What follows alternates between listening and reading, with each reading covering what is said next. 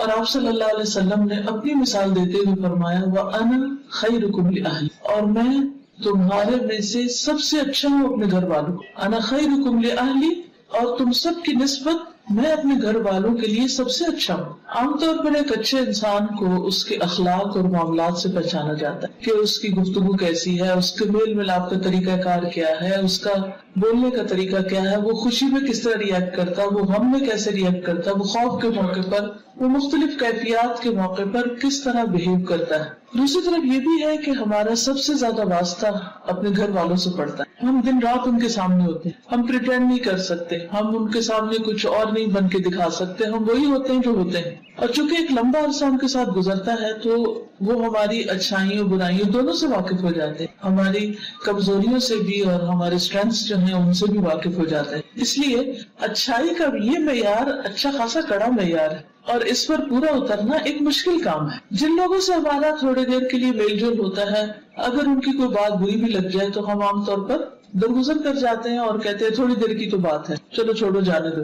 اگرچہ جب باتیں بری پختہ ہو جائیں تو وہاں بھی انسان کچھ نہ کچھ دوسرے کو تکلیف دے ہی دیتا ہے. لیکن خصوصی طور پر جب انسان کسی ایسے ماحول میں ہو کہ جہاں دن رات کا واسطہ ہے تو وہاں پر بہت ساری چیزیں برداشت کرنا بہت مشکل بھی ہو جاتا ہے. لیکن یہ ناممکن نہیں. اگر یہ ممکن نہ ہوتا تو نبی صلی اللہ علیہ وسلم یہ معیار نہ دیتے، یہ کرائیٹیریا نہ دیتے کہ کس طرح اپنے آپ کو پرکھو. حسن بصری کہتے ہیں کہ اللہ کے نزدیک پسندیدہ بندے وہ ہیں جو اپنے اہل و عیال کو سب سے زیادہ فائدہ پہنچانے والے ہیں. عموماً ہوتا یہ کہ جس کی طرف سے ہمیں تکلیف پہنچتی ہے پھر ہمیں اس کے ساتھ احسان کرنا بھی زیادہ مشکل لگتا ہے، اس کے ساتھ بھلائی کرنا بھی مشکل لگتا ہے. بڑی بڑی خیر و بھلائی تو کیا ہم ایک اسمائل پاس کرنا بھی اپنے لیے مشکل سمجھتے نہیں، جس سے گھر میں ناراضگی ہو، خصوصاً شوہر بیوی کے درمیان کے تعلقات، تو اس میں کتنا مشکل ہو جاتا ہے کہ اگر کوئی بات بری لگ گئی یا کسی بات پر ناراضگی ہو گئی تو پھر ہم دوبارہ جلدی سے اچھے ہو کر مسکراہٹ کا ہی صدقہ کر دیں. حالانکہ اگر اسی سے شروع کر لیں تو بہت سے معاملات آسان بھی ہو سکتے. اب یہ ہے کہ گھر والوں کے ساتھ اچھے معاملے یا ان کے حقوق کا خیال رکھنے کو سب سے بہترین اس لیے بھی بتایا گیا کہ ان کا حق ادا کرنا ہم پر فرض ہے. یعنی مرد پر فرض ہے کہ وہ اپنی بیوی کے نام نفقے کا خیال رکھے یا اس کو ایک پروٹیکشن فراہم کرے یا ایسا ماحول دے کہ جس میں وہ باعزت پرسکون زندگی بسر کر سکے. یہ شوہر کی ذمہ داریوں میں سے. اس لیے جب وہ اپنی یہ ذمہ داری پوری کرتا ہے تو اس کے لیے اجر بھی بڑھا ہے. ابن عباس کہتے ہیں کہ نبی صلی اللہ علیہ وسلم نے فرمایا تم میں سب سے بہتر وہ ہے جو اپنی بیویوں کے لیے اچھا ہے.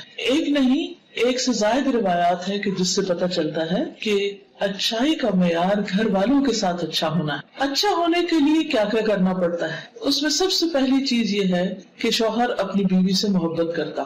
محبت تو اللہ ہی دلوں میں ڈالتا ہے لیکن کوشش بھی کرنی پڑتی. اس کوشش میں پہلی چیز یہ ہوتی ہے کہ انسان دوسرے کی اچھائیوں پر غور کرے. اس کی برائیاں اس کی کمزوریاں اگرچہ سامنے ہوں لیکن پھر بھی ان سے آنکھ بند کر لے اور جو دوسرے کی خوبیاں ہیں ان کو سامنے رکھے تو ایک دم دل بہتر ہو جائے گا. دوسرے کے احسان کو یاد رکھے. اور پھر خصوصاً اس وقت چونکہ خواتین میرے سامنے ہیں تو اس میں شوہر کی محبت حاصل کرنے کے لیے مطالبہ یا شکوہ یا شکایتیں یا ناراضگی یا ایٹیٹیوڈ دکھانا یا موڈ آف کرنا یہ فائدہ نہیں دیتا. وہاں دل جیتنا پڑتا ہے. جہاں مرد پر لازم ہے کہ وہ اپنی بیوی سے محبت کرے، بیوی کے لیے بھی لازم ہے کہ وہ شوہر کو سب سے زیادہ امپورٹنس دے، سب سے زیادہ اہمیت دے، حتیٰ کہ شوہر کے معاملے میں والدین کی بات بھی نہ مانے. شوہر کا درجہ اتنا بڑا ہے. خرابی کہاں سے ہوتی؟ صرف ایک طرف سے نہیں ہوتی، دونوں طرف سے ہوتی. بعض اوقات ہم اپنے کسی دکھ درد کو لے کے بیٹھے ہوتے کہ ہمارا فلاں مطالبہ پورا نہیں ہوا یا ہم نے کہا تھا چیز لانے کے لیے کرنے کے لیے وغیرہ وغیرہ تو وہ نہیں ہماری بات مانی گئی، یا یہ ہے کہ ہماری بے عزتی کر دی گئی ہمارے پیرنٹس کے سامنے یا بہن بھائیوں کے سامنے.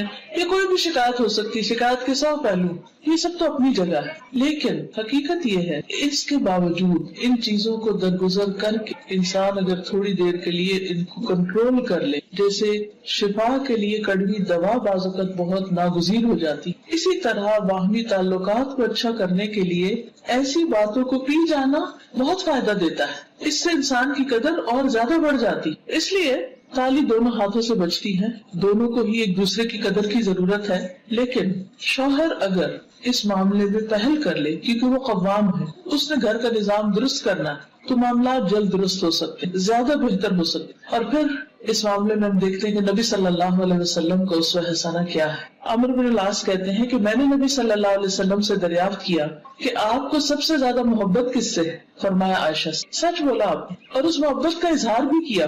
تو انہوں نے پھر پوچھا اچھا مردوں میں سے کس سے؟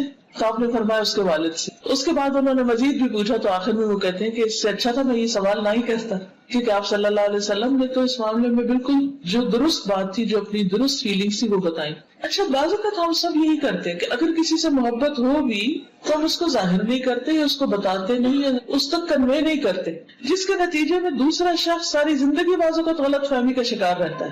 کچھ لوگوں پر یہ بہت بھاری ہوتا ہے کہ وہ اپنی زبان سے یا قلم سے یہ کہہ دیں کہ میں آپ سے محبت کرتا ہوں، حالانکہ اس میں کیا جاتا ہے، لیکن شاید اس وجہ سے بھی نہیں کہہ پاتے کہ ہوتی نہیں یا وہ آتی جاتی ہے، لیکن اس میں انسان کو ایکسپریسو ہونا بہت ضروری ہے۔ اور اپنے ایسے جذبات کا اظہار اگر انسان پبلکلی بھی کر دے تو کوئی حرج نہیں ہوتا، کیونکہ نبی صلی اللہ علیہ وسلم نے سب کے سامنے یہ بات فرمائی۔ حضرت عائشہ کہتی ہے کہ رسول اللہ صلی اللہ علیہ وسلم قبرستان بقیع سے واپس تشریف لائے تو میرے سر میں درد تھا، میں نے کہا ہائے میرا سر پھٹا جا رہا ہے، آپ نے فرمایا تمہارا نہیں بلکہ میرا سر پھٹا جا رہا ہے۔ پھر فرمایا عائشہ اگر تم مجھ سے پہلے فوت ہو گئی تو تمہیں کوئی نقصان نہ ہوگا، تمہارے سارے کام میں خود کروں گا، تمہیں غسل دوں گا، تمہیں کفن پہناؤں گا، تمہاری نماز جنازہ پڑھاؤں گا اور تمہیں خود دفن کروں گا۔ اب شدید درد تھا آپ کو، اور آپ کو معلوم ہے کہ نبی صلی اللہ علیہ وسلم کا درد دوسرے انسانوں کے مقابلے میں دگنا ہوتا تھا۔ اس درد کے عالم میں، اس تکلیف کے عالم میں، جبکہ حضرت عائشہ کو بھی تکلیف ہے، آپ کیا فرماتے ہیں؟ اپنے کیئر اینڈ کنسرن شو کرتے ہیں، کیونکہ جب انسان بیمار ہوتا ہے نا تو موت بہت یاد آتی، اور آپ بقیع سے واپس آ رہے تھے، قبرستان سے واپس آ رہے تھے، تو اس موقع پر حضرت عائشہ کو کس قدر تسلی دیتے کہ میں صرف دنیا میں نہیں بلکہ تمہارے فوت ہونے کے بعد بھی تمہارے سارے کام کروں گا اور خود کروں گا۔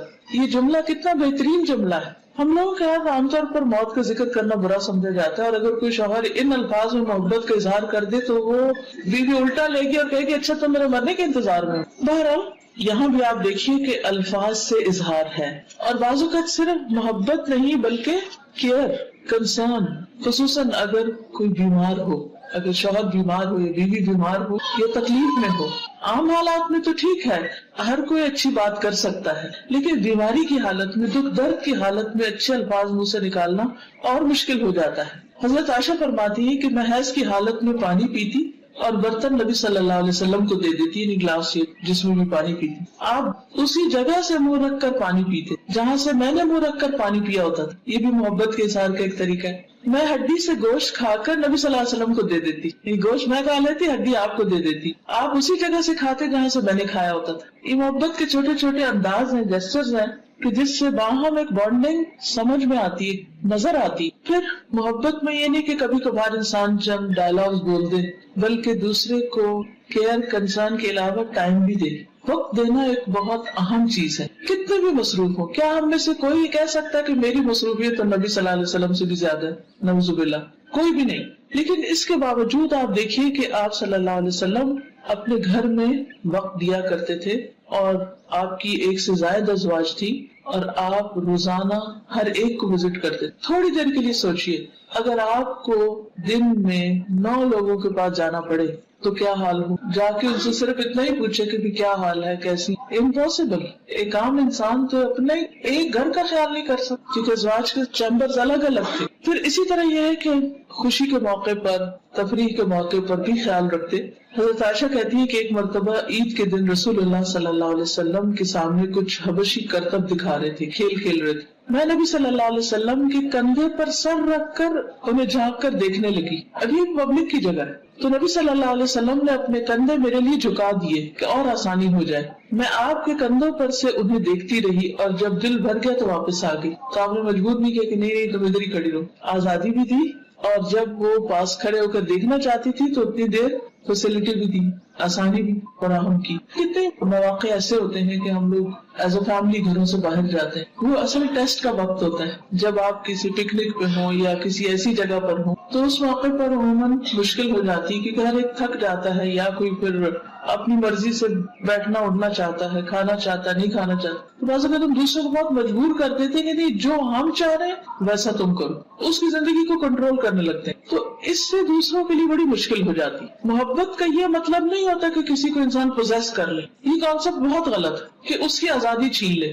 ہم کیا چاہتے ہیں محبت میں کہ بس جس شخص سے ہم نے محبت کر لی وہ ہمارا غلام بن جائے, وہ کھائے بھی ہماری مرضی سے, پیے بھی ہماری مرضی سے, اٹھے بھی بیٹھے بھی. ہمیں اگر ٹی وی دیکھنا ہے تو وہ لازمی ٹی وی دیکھے, اور اگر وہ ٹی وی دیکھنے میں ساتھ نہیں دے رہا تو پھر اس کو ہم سے محبت ہی نہیں. عام طور پر مردوں کو یہی شکایت ہوتی ہے نا بیوی, ان کو اخبار کا شوق ہوتا ہے, ٹی وی کا شوق ہوتا ہے, خبروں کا ہوتا ہے, دنیا بھر کی سیاست کا ہوتا ہے, عورتوں کے ان موضوعات سے عام طور پر دلچسپی نہیں ہوتی. تو پھر وہ بعض اوقات یہ ہوتا ہے کہ وہ کہتے ہیں کہ جی کوئی کمپیٹیبلٹی نہیں, بیوی کو کچھ سمجھ نہیں. تو اس میں مردوں کو عورتوں کی ذات یا ان کی مزاج یا ان کے خیالات یا ان کی دلچسپیوں کا لحاظ رکھنا چاہیے, جس طرح یہاں ہم دیکھتے ہیں کہ نبی صلی اللہ علیہ وسلم کا. پھر اسی طرح حضرت عائشہ کہتی ہے کہ میں گڑیوں کے ساتھ کھیلتی تھی, میری سہیلیاں بھی آ جاتی اور میرے ساتھ کھیل کود میں شریک ہو جاتی, اور جو ہی وہ رسول اللہ صلی اللہ علیہ وسلم کو آتے دیکھتی تو چھپ جاتی. آپ انہیں پھر میرے پاس بھیج دیتے کہ وہ میرے ساتھ کھیلنے لگتی. اور آپ دیکھیے کہ کس قدر خیال رکھا جا رہا ہے بیوی کے شوق کا, کیونکہ حضرت عائشہ کم عمر تھی, اگرچہ وہ میچور بھی تھی, بہت سمجھدار تھی, بہت ذہین تھی, بہت سی باتیں بہت بچپن میں سیکھ گئی تھی, لیکن اس کے باوجود ابھی وہ بچی ہی تھی. آپ نے دیکھا ہوگا نا کئی بچے بہت چھوٹی عمر میں قرآن حفظ کر لیتے ہیں اور بہت سمجھدار اور میچور ہو جاتے ہیں, لیکن وہ اپنا کام بھی کرتے ہیں, پھر تھوڑی دیر کے بعد کھیل کود میں بھی لگ جاتے ہیں. تو ہم ان سے کیا ایکسپیکٹ کرتے ہیں کہ بس اب یہ ہر چیز بڑوں کی طرح بہیو کرے؟ نہیں, ضروری نہیں ہوتا, کیونکہ ہر ایج کے کچھ تقاضے ہوتے ہیں, کچھ پسند اور ناپسند ہوتی, کچھ انسانی ضروریات ہوتی. نبی صلی اللہ علیہ وسلم سے بڑھ کر کون حکمت والا تھا اور کون نفس شناس تھا اور کون انسانوں کی ضروریات کا خیال رکھنے والا تھا, اور وہ اپنے گھر میں کیسے نہ رکھتے. ظاہر شوہر باہر سے آتا ہے تو وہ کیا چاہتا ہے کہ بیوی اس کو توجہ دے, بیوی اس میں دلچسپی لے, لیکن آپ آ کر بیوی کی دلچسپی کو دیکھ رہے ہیں کہ اس وقت وہ کھیل رہی ہے, اس کی دوستیں پاس ہیں تو وہ ان کو پاس ہونا چاہیے. اس سے ایک یہ بھی پتہ چلتا ہے کہ ایک عورت کو عام طور پر اپنی سہیلیوں میں, اپنی کلاس میٹس کے ساتھ, اپنی ہم عمر لڑکیوں کے ساتھ بات چیت گفتگو میں زیادہ مزہ آتا ہے بعض اوقات, یا وہ کہیں جانا چاہتی ہے یا کوئی سہیلی آنا چاہتی ہے. تو بہت اب شادی کے بعد گھروں میں لڑائی جھگڑے اس لیے بھی ہو جاتے ہیں کہ شوہر ان کو کہیں جانے نہیں دیتے, کسی سے بات نہیں کرنے دیتے. اتفاق سے آج ہی ایک خاتون میرے پاس آئی ہوئی تھی تو کہنے لگی کہ میرے میاں شادی کے بعد 2 سال تک وہ نہ مجھے کہیں جانے دیتے, نہ فون پہ کسی سے بات کرنے دیتے. تو مجھے لگتا کہ میں تو پاگل ہو جاؤں گی, یعنی کہ کسی فیمیل فرینڈ کو بھی نہیں آنے دیتے. بعض اوقات ایسا بھی ہوتا ہے کہ خصوصاً اگر بچیاں باہر کے ملک میں شادی ہو کر جائیں, وہ بھی باہر سے ہی آئیں گی, وہاں نہ رشتے دار ہوتے ہیں نہ کوئی اور جان پہچان کے لوگ, ساتھ آس پاس بھی نان مسلمز بعض اوقات نیبرہڈ میں ہوتے ہیں, ان کے کلچر میں بہت فرق ہوتا ہے, ان سے ملنا جلنا مشکل ہوتا ہے. انسان کی فطرت میں ہے کہ وہ دوسروں کے ساتھ گھلے ملے, مل جل کے رہے, دوسروں کے ساتھ میل ملاقات اس کا رہے, کیونکہ مردوں کے لیے تو باہر بہت سا ایکسپوجر ہوتا ہے, اور کچھ نہیں تو 5 وقت اگر وہ مسجد نماز پڑھنے جاتے ہیں تو وہیں اپنی بہت سی باتیں شیئر کر لیتے ہیں. تو اسی طرح خواتین کو بھی ضرورت ہوتی ہے کہ وہ اپنی ہم جنس خواتین کے ساتھ گفتگو کریں, کیونکہ عموماً عورتیں زیادہ بولتی. بعض تحقیقات سے یہ بات پتہ چلتی کہ ایک عورت کو دن میں کم از کم 70,000 لفظ بولنے ہو جب جا کے اس کی سیٹسفیکشن ہو. اب جب تک وہ بول نہیں چکتی تو وہ چپ نہیں بیٹھ سکتی, اس سے بولنا ہے کسی. مرد عموماً خاموش طبع ہوتے ہیں, ایکسپشنل کیسز الگ ہیں. اب جب مرد گھر میں آتے ہیں تو وہ تو بولتے نہیں ہیں, اب وہ سارے دن کی انتظار میں بیٹھی, شوہر گھر ہے, شوہر آئے گا, کھانا کھائے گا, وہ اخبار اٹھائے گا, سو جائے گا, اس کو تو اتنی باتیں نہیں آتی. اور اگر وہ باہر کی شیئر بھی کرے گا تو وہ بیوی کی دلچسپی کی نہیں. تو یہ عورت کی ایک بہت فطری ضرورت ہے کہ وہ اپنی جیسی, اپنی پسند کی, اپنے مزاج سہیلیوں کے ساتھ بات چیت کرے, کیونکہ وہ کپڑے کی بھی کرے گی, زیور کی بھی کرے گی, ریسیپی شیئر کرے گی, وہ بچوں کے مختلف مسئلے مسائل بھی ڈسکس کرے گی, اور اس سے اس کی مینٹل گروتھ ہوتی ہے, میچورٹی ہوتی ہے. اس کے کام کی نوعیت کے اعتبار سے اس کی یہ ضرورت ہوتی ہے. تو جو شوہر اپنی بیویوں کو ہر طرف سے بند کر لیتے ہیں, اپنے ہی کنٹرول میں رکھتے ہیں, حتیٰ کہ بعض اوقات ماں باپ سے بھی نہیں ملنے دیتے, یہاں تک بھی ظلم دیکھا گیا ہے, خاص روک دیا جاتا ہے کہ نہیں ماں باپ سے بھی نہیں ملنا. تو اب کیا ہوتا ہے, بیوی کا نروس بریک ڈاؤن ہوتا ہے, اس کو فٹس پڑنے لگتے ہیں, اس کو بیمار ہونے لگتی ہے, وہ ڈپریشن میں آنے لگتی ہے, اور اس سے اور معاملات خراب ہوتے ہیں. اس لیے ہر معاملے میں اعتدال ضروری ہے. اور کوئی بھی خاتون کسی خاتون سے صرف شوہر کی اور سسرال کی برائیاں کرنے کے لیے دوستی کر لے، کیونکہ عموماً تو یہی ہوتا ہے نا کہ اٹھایا فون اور کہا آج ساس نے یہ کیا، فلاں نے یہ کیا، فلاں نے یہ کیا. یہ بھی انتہائی غلط ہے، یہ رویہ بھی سخت ناپسندیدہ ہے. تو دونوں ہی طرف سے اعتدال ضروری ہے. پھر اسی طرح نبی صلی اللہ علیہ وسلم اس حد تک خیال رکھتے تھے کہ کبھی کبھار دوڑ بھی لگاتے تھے حضرت عائشہ کے ساتھ. حضرت عائشہ کہتی ہیں کہ وہ ایک سفر میں نبی صلی اللہ علیہ وسلم کے ساتھ تھی، میں نے آپ کے ساتھ پیدل دوڑ لگائی اور میں جیت گئی. پھر میرا جسم بھاری ہو گیا کچھ، میں نے آپ کے ساتھ پھر دوڑ لگائی، اس مرتبہ آپ جیت گئے. تو آپ نے فرمایا آج کی یہ جیت پچھلی ہار کا بدلہ ہے، یعنی میں نے بدلہ لے لیا. مذاق میں کہا. تو اب آپ دیکھیے کہ آج کے دور میں کوئی بھی مذہبی شخص یا دیندار شخص، اس سے یہ توقع نہیں کی جا سکتی کہ وہ اپنی بیوی کے ساتھ کہیں دوڑ لگائے یا کسی کھیل میں شریک ہو یا اس کو کھیل دکھائے. عموماً جب ہم دین کی طرف آتے ہیں تو ہم یہ سمجھتے ہیں کہ شاید دین صرف نماز روزے کا نام ہے اور یہ جو دنیا کے معاملات ہیں یہ شاید اس کا حصہ نہیں. حالانکہ اگر ان کو بھی حدود کے اندر رہ کے کیا جائے تو یہ بھی عبادت ہے، کیونکہ نبی صلی اللہ علیہ وسلم کی سنت کی پیروی میں ہوں گے نا. پھر اسی طرح یہ ہے کہ نبی صلی اللہ علیہ وسلم حضرت عائشہ کے آرام کا بہت خیال رکھتے تھے، کیونکہ عموماً جھگڑے فساد لڑائیاں چھوٹی چھوٹی باتوں پر ہوتے. اگر آپ کسی سے پوچھیں نا کہ میاں سے لڑائی تو کس بات پر ہوئی، جو میرے پاس کوئی اس طرح کا معاملہ لے کر تو میں کہتی تھی کیا مسئلہ کیا تھا، اور آپ یقین کریے کہ 90% چھوٹی سی کوئی بات ہوتی ہے جس سے کوئی معاملہ خراب ہو جاتا ہے. مثلاً اگر بیوی سو رہی ہے اور شوہر نے گھر سے دروازہ بند کر دیا تو وہ اٹھتے ہی سوئے غصے میں بولنا شروع کر دے گی، وہ غصے میں بولے گا، نیند خراب ہوگی، اٹھ کے ایک طرف چلا جائے گا وہ دوسری طرف. تو یہ چھوٹے چھوٹے لڑائی جھگڑے جو ہیں یہ گھر کے ماحول کو خراب کر دیتے. حضرت عائشہ کہتی ہیں کہ نبی صلی اللہ علیہ وسلم میرے پاس میری باری کی رات میں تھے، آپ نے کروٹ لی اور اپنی چادر اوڑھ لی اور جوتے اتارے اور ان کو اپنے پاؤں کے پاس رکھ دیا اور اپنی چادر کا کنارہ اپنے بستر پر بچھایا اور لیٹ گئے. اور آپ اتنی ہی دیر ٹھہرے کہ آپ نے گمان کر لیا کہ میں سو چکی ہوں.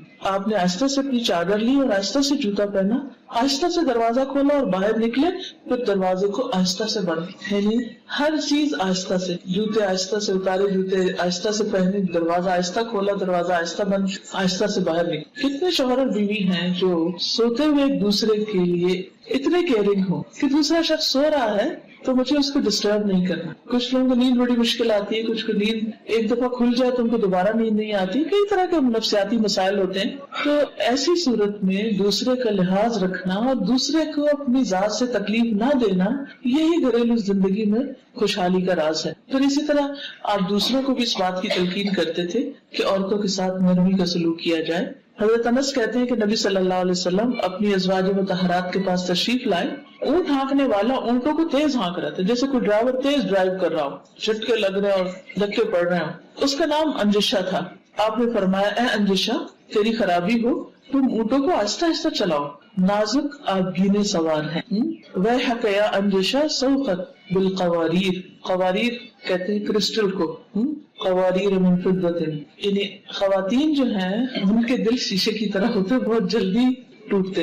اور ایک حقیقت ہے کہ ہم سب اچھی طرح جانتے ہیں کہ چھوٹی سی بات بعض اوقات ہم محسوس کر لیں، بعض اوقات بڑی بڑی باتوں کی پرواہ نہیں کرتے، کیونکہ ہمارے مزاج کے اندر جسمانی تبدیلیوں کی وجہ سے بھی کئی تبدیلیاں آتی رہتی، کبھی پوسٹ نیٹل اور کبھی پیدائش کے بعد اور کبھی پریگنینسی میں اور کبھی پیریڈ سے پہلے اور کبھی اس کے بعد اور کبھی پھر جب مینوپاز شروع ہو جاتا ہے، بڑھاپے کے مسائل، 100 طرح کے مسائل ہوتے ہیں. عورت اپنی زندگی میں جسمانی اعتبار سے فزیکلی بہت ساری چینجز میں سے گزرتی ہے، تبدیلیوں میں سے اور حالت بدلنے سے. تو اس لیے بہت ضروری ہے کہ اس کے ان مخصوص حالات کا خیال رکھا جائے. پھر اسی طرح نہ صرف یہ کہ سواری کو آہستہ چلانے کی بات، بلکہ سواری پر سوار کراتے ہوئے بھی آپ مدد دیتے.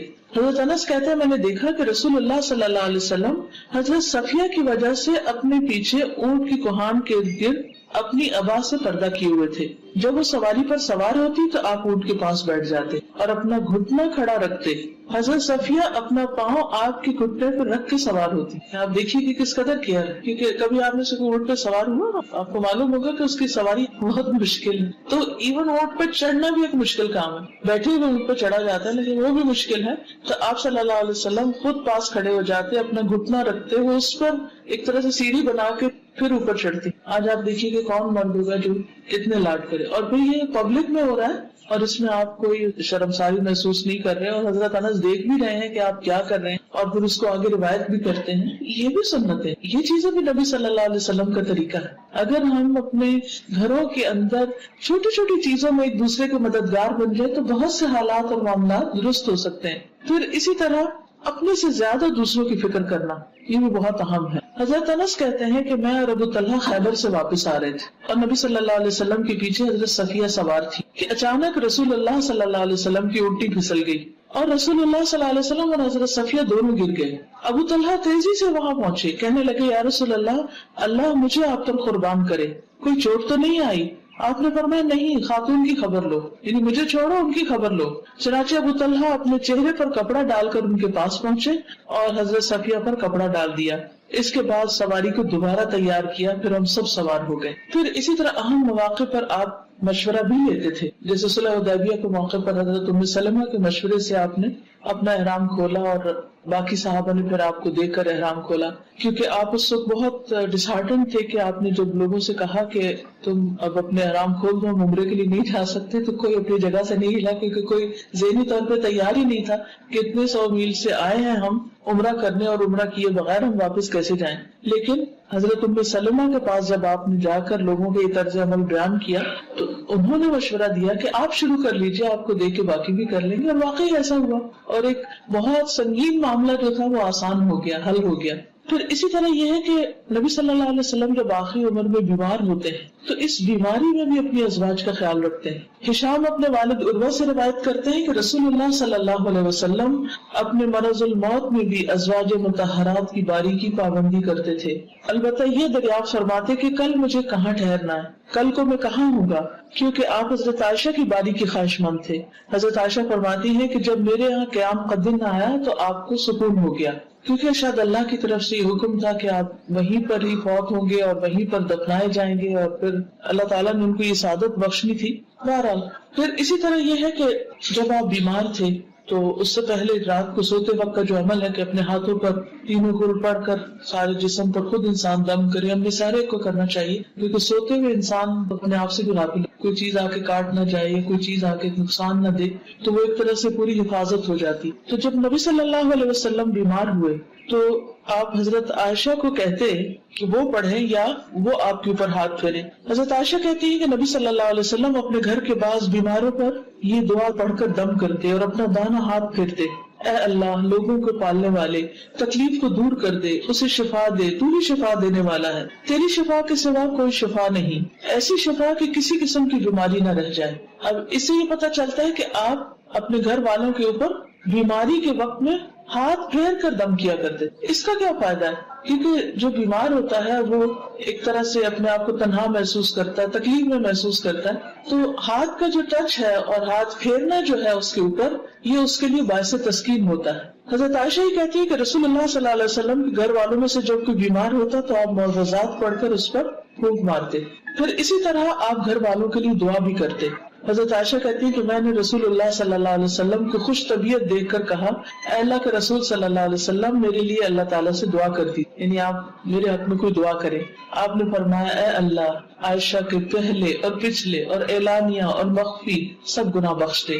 اور خوشی سے عائشہ رضی اللہ تعالیٰ عنہا نے پھر ہنسنا شروع کر دیا, یہاں تک کہ ان کا سر حضور صلی اللہ علیہ وسلم کی گود میں جا پڑا, یعنی اس دعا سے وہ اتنی خوش ہوئے. اچھا بعض اوقات گھر والے ہم سے کوئی چھوٹی سی چیز کا مطالبہ کرتے ہیں اور ہم اتنے بزی ہوتے ہیں کہ ہم بات بھی نہیں سنتے, اور خصوصاً جیسے بچے ہوتے ہیں نا کہ وہ کہتے ہیں کہ 1 منٹ کی بات, 1 منٹ کہتے جاؤ ابھی نہیں وقت پھر آنا, وہ چھوٹا سا کام کہتے کر دیتے, ہم کہتے ہیں ابھی کام یاد آیا آپ کو, ابھی تو مجھے یہ کرنا ہے, ہم تنگ آتے ہیں. تو ٹھیک ہے جب اسٹریس ہو تو کسی کو نہیں کو مطالبہ کسی کام کا کرنا چاہیے, لیکن ایک دوسرے کے لیے سامنے دعا کرنا, بول کے دعا کرنا, ایک دوسرے کے ساتھ ایک تعلق کو شو کرتا ہے. پھر اسی طرح حضرت عائشہ کہتی ہے کہ رسول اللہ صلی اللہ علیہ وسلم نے حضرت فاطمہ کا ذکر کیا تو میں نے ان کے بارے میں کوئی بات کہی. اس پر آپ نے فرمایا, کیا تم اس پر راضی نہیں کہ تم دنیا اور آخرت میں میری بیوی رہو؟ حضرت عائشہ نے عرض کیا, کیوں نہیں؟ آپ نے فرمایا, تم دنیا اور آخرت میں میری بیوی. پھر اپنے بعد ان کے لیے فکر مند ہوتے تھے. حضرت عائشہ کہتی ہے کہ رسول اللہ صلی اللہ علیہ وسلم اپنی بیویوں سے فرماتے کہ اپنے بعد مجھے تمہارے معاملات کی فکر پریشان کرتی, کہ جب میں دنیا میں نہیں ہوں گا، چونکہ وہ دوبارہ شادی بھی نہیں کر سکتی تھی اور اکثر کے والدین بھی نہیں تھے، اور حضرت ام سلمہ کی اولاد تھی لیکن باقی سب کی تو اولاد نہیں تھی، تو انہیں فکر ہوتی تھی کہ ان کو کون لک آفٹر کرے گا. فرمایا اور تم پر صبر کرنے والے ہی صبر کریں گے، یعنی تمہارے ساتھ اچھا سلوک کریں گے. لیکن ہم دیکھتے ہیں کہ ایک کے بعد ایک ازواج مطہرات نیکی کے کام کرتے، خیر اور بھلائی کے ساتھ وقت گزار کے دنیا سے رخصت ہوئے. پھر یہ کہ آپ اپنی ازواج کا نان نفقے کا خیال رکھتے تھے. حضرت عمر کہتے ہیں کہ بنو نذیر کے باغات وغیرہ ان اموال میں سے تھے جن کو اللہ تعالیٰ نے اپنے رسول کو بغیر لڑے دے دیا تھا. یہ اموال خاص طور سے رسول اللہ صلی اللہ علیہ وسلم کے تھے، جن میں سے آپ اپنی ازواج مطہرات کو سالانہ نفقہ کے طور پر بھی دیتے اور باقی ہتھیار اور گھوڑوں پہ خرچ کرتے تاکہ اللہ کے راستے میں جہاد کے لیے ہر وقت تیاری رہے. یعنی جو آپ کا مال تھا اس میں سے آپ نے سب کا باقاعدہ ایک طرح سے نفقہ مقرر کر رکھا تھا. تو اس سے ہی پتہ چلتا ہے کہ شوہر چاہے بیوی کو روزانہ کچھ دے، چاہے ہفتہ وار دے، چاہے مہینے میں دے، چاہے سال میں دے، کچھ بھی دے، لیکن اس کی ذمہ داری ہے کہ وہ بیوی کی ضروریات کا خیال رکھے اور اس میں کھانے کپڑے کے علاوہ بھی اس کی اپنی پسند سے کوئی چیز لینے کے لیے بھی اس کو اجازت دے. داؤد بن قیس کہتے ہیں کہ میں نے ازواج نبی کے حجروں کو دیکھا، یہ کھجور کی چھڑیوں کے تھے، گھاس وغیرہ سے ڈھکے ہوئے تھے، اور میرا خیال ہے کہ حجرے کی چوڑائی دروازے سے دیوار تک 6-7 ہاتھ ہوگی، لمبائی اندر سے 10 ہاتھ اور بلندی 7 اور 8 کے مابین یا اسی کے قریب. بس اتنے گھر تھے. پھر اسی طرح گھر والوں کے لیے اچھا ہونے کا مطلب صرف یہ نہیں کہ ان کو عیاشی کرائی جائے یا ان کے ساتھ صرف اچھا اخلاق برتا جائے، بلکہ ان کے ساتھ اچھا ہونے کا مطلب یہ کہ ان کی آخرت کی بھی فکر ہو. بعض اوقات ہم ان کی دنیا کا اتنا خیال رکھنے لگتے ہیں کہ پھر ان کی آخرت بھول جاتے ہیں. تو حقیقی خیر خواہ اور مخلص اپنے بچوں کا، اپنی بیوی کا وہی ہو سکتا ہے جو ان کی آخرت کی فکر کرے. ہم سب کو بھی اپنا اپنا جائزہ لینا چاہیے کہ ہم اپنے بچوں کی یا گھر والوں کی دنیا کے لیے تو بہت غمگین ہوتے ہیں، اس کی تو بہت فکر کرتے ہیں، لیکن عام طور پر آخرت کے بارے میں غافل ہو جاتے ہیں کہ وہ کس طرف جا رہے ہیں. اور کیوں؟ ہم کہتے ہیں یہ مائنڈ کریں گے، یہ برا نہ مان جائیں. اگر شادی شدہ اولاد ہو تو ہم کہتے ہیں کہ ہم سے میل ملاپ ہی نہ ختم کر دیں، آنا ہی نہ چھوڑ دیں، تو اس لیے ہم ان کو نصیحت نہ کریں. بس ٹھیک ہے جس حال میں ہمیں اپنی شکل دکھاتے رہیں. نہیں، وہ ناراض ہو یا خوش ہو، کچھ بھی ہو، ان کی آخرت کی فکر کرنا ضروری ہے، لازم ہے. چھوٹے بھی ہوں تب بھی، بڑے بھی ہوں تب بھی، عمر کے ہر حصے میں ضروری. اور اس کے لیے آپ دیکھیے کہ نبی صلی اللہ علیہ وسلم نے جہاں نان نفقہ مقرر کیا وہاں گھر والوں کو قناعت کی عادت بھی ڈالی اور اس کے ساتھ جائز فرمائشوں کو پورا بھی کیا. حضرت جابر کہتے ہیں کہ رسول اللہ صلی اللہ علیہ وسلم نرم دل آدمی تھے. حضرت عائشہ جب بھی آپ سے کسی چیز کی فرمائش کرتی تو آپ اس کو پورا کر دیتے تھے. اب دوسری طرف یہ یاد رکھیے کہ حضرت عائشہ کی فرمائشیں کوئی ناجائز نہیں ہوتی تھی. کسی بھی عورت کو اپنے شوہر کی وسعت سے بڑھ کے اس سے فرمائش نہیں کرنی. جتنا وہ کماتا ہے، جتنی اس کی وسعت ہے، کیونکہ جیسے نان نفقے کے علاوہ مہر کے بارے میں بھی قرآن مجید میں کیا بتایا گیا؟ علی الموسع قدرہ وعلی المقتر قدرہ. وسعت والا اپنے اندازے کے مطابق خرچ کرے اور تنگ دست اپنے اندازے کے مطابق. پھر اسی طرح آپ دیکھیے کہ نبی صلی اللہ علیہ وسلم صرف ازواج نہیں بلکہ ان کی جو سہیلیاں تھیں ان کو بھی خیال رکھتے، خاص طور پر حضرت خدیجہ رضی اللہ تعالیٰ عنہ. حضرت عائشہ کہتی ہے کہ جب آپ بکری ذبح کرتے تو آپ فرماتے کہ اس کا گوشت خدیجہ کی سہیلیوں کو بھی بھیج دو. یعنی وہ تو دنیا میں نہیں، ان کی بہن ایک تو تھی حالہ، لیکن سہیلیوں کا بھی اپنا ایک مقام. والدین کے ساتھ صلہ رحمی میں سے ایک بات یہ ہے کہ والدین کے دوستوں کے ساتھ بھی اچھا سلوک کیا جائے. عام طور پر ہم جب بڑے ہو جاتے ہیں، اپنے مسائل اور بچے اور گھر بار شروع ہو جاتا ہے، تو ہم ایسے رشتوں کو اور ایسے تعلقات کو بھول جاتے ہیں. ٹھیک ہے اگر قریب ہوں تو انسان زیادہ بھی دیکھ سکتا ہے، لیکن اگر دور دراز بھی ہوں، مثلاً آپ کسی خاص شہر میں گئے ہیں اور وہاں آپ کے والدین کے کوئی رشتے دار ہیں، دوست ہیں، تو آپ کو ان سے ملاقات کی کوشش کرنی چاہیے. بھلے سال میں ایک دفعہ، 5 سال میں ایک دفعہ یا کبھی کبھار ہی، لیکن کوشش کرنی چاہیے، کیونکہ صلہ رحمی جو ہے وہ انسان کی عمر بڑھاتی، انسان کے رزق میں برکت کا باعث ہے. حضرت انس کہتے ہیں کہ نبی صلی اللہ علیہ وسلم کے پاس کوئی چیز لائی جاتی تو آپ فرماتے فلاں عورت کو دے آؤ جو حضرت خدیجہ کی سہیلی تھی، فلاں عورت کو دے آؤ وہ خدیجہ سے محبت کرتی تھی. سوچیے کہاں تک کیئر اور کنسرن ہے. حضرت عائشہ کی سہیلیوں کو تو کھیلنے کے لیے کہتے تھے کہ آپ آؤ کھیلو. حضرت خدیجہ جو فوت ہو چکی تھی ان کی سہیلیوں کو ہدیے وغیرہ بھجوایا کرتے تھے. پھر اسی طرح یہ ہے کہ حد الوسع گھر کا ماحول خوشگوار رکھنے کی کوشش کرتے تھے. پھر گھر کے کام کاج میں تعاون کرتے تھے. گھر والوں کے لیے انسان یا کسی کے لیے بھی بہتر اسی وقت ہو سکتا ہے جب وہ اس کے کاموں میں مددگار ہو. اگر کوئی شخص آپ کے کاموں میں آ کے الٹا رکاوٹ ڈال دے اور کہ مجھے آپ سے بہت محبت ہے لیکن بس آپ میرے پاس بیٹھے رہے، کام کوئی نہ کرے، یہ کس قسم کی محبت؟ یہ تو دشمنی جو محبت کے نام پہ کی جا رہی ہے. دوسرے کو بیکار کر کے رکھ دیا جائے. کیونکہ بعض لوگ جب آ جائے تو نہ وہ خود کچھ کرتے نہ کرنے دیتے.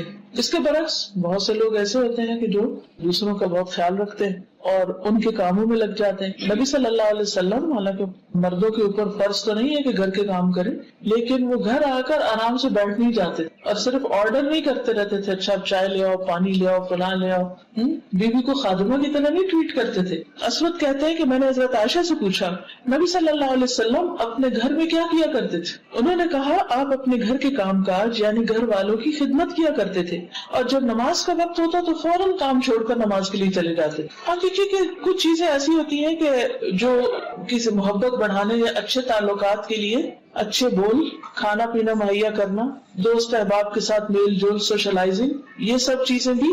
لیکن اس کے ساتھ ساتھ جو بہت اہم بات ہے کہ ضرورت کے وقت مدد بھی. ہمارے یہاں تو اگر کوئی مرد گھر میں تھوڑا سا بھی کام کرے تو وہ زن مرید کہلانے لگتا ہے، یا پھر وہ کرتا ہی نہیں ہے کہ دوسرے کہیں گے کہ دیکھو ہم اپنے گھر میں تو نہیں کرتا تھا، بیوی آئی تو سب کام کرنے.